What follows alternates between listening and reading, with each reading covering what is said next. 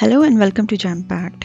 A very good news and a very long awaited decision is announced by Qatar today. This news is about NOC and minimum wage rate in Qatar. First announcement is expats in Qatar no longer need a no objection certificate from their employer or sponsor when they want to switch jobs. Till now, expats in Qatar had to get their employer's permission known as NOC before changing jobs, and this was compulsory under Kafala system. But now, migrant workers can change jobs before the end of their contract without having to obtain a NOC from their employer. We saw at the start of 2020 that ministry has removed the requirement of exit permit for workers, and now with the removal of NOC requirement, Kafala system is broken down in Qatar. But here one thing is important to note down. If a worker has worked for 2 years or less than 2 years, a 1 month notice is required. And if a worker has worked for more than 2 years, a 2-month notice is required before ending the job contract or changing the job. And the next important news is regarding a minimum wage rate. Ministry has set the minimum wage for all private sector workers,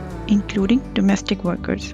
The minimum wage is 1000 riyals as a basic wage, as well as 500 riyal per month for accommodation expense and 300 riyal per month for food. But this accommodation expense and food expense will be provided by employer only if accommodation and food is not being already provided by employer. This minimum wage rate law will come into force after 6 months of its publication in the official gazette, and the ministry will be working with employer to update employment contract for the workers who have wages less than minimum wage level. So it will take a time of 6 months. This law is the first of its kind in the Middle East. We must appreciate Qatar for this, and this law will provide additional stability to Qatar's labor market. These decisions are done in respect to Qatar's 2030 national vision. These standards will attract talented and ambitious workers from overseas and will of course protect workers' rights and will ensure workers' safety. I hope and pray all these changes will work best for all the expats working in Qatar. So this was the latest news for all the expats workers in Qatar.